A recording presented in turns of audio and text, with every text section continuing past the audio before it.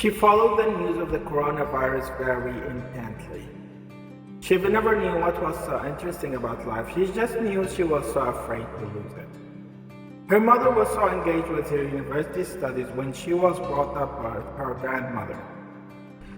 Her grandmother didn't have any sense of ownership towards her. She just answered to her immediate needs without really questioning it. She was taught to believe that material provision was the equivalent of love.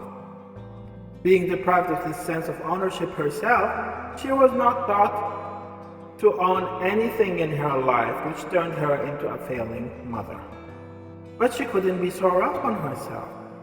The coronavirus meant she was not loved, since she was challenging her material existence, which was beyond the limits of her imagination.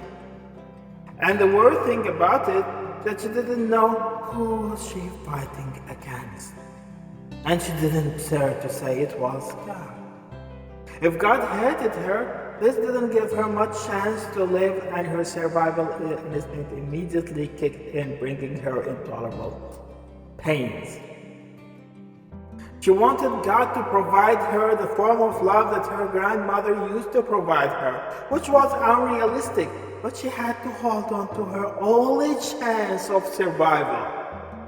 God's actions are to bring us closer to our instincts, and that is usually associated with a huge amount of pain, since it inflames our fears.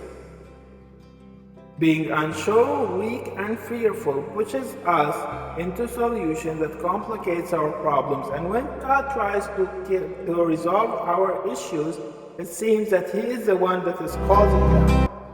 God's plots are so great at an individual and a group level.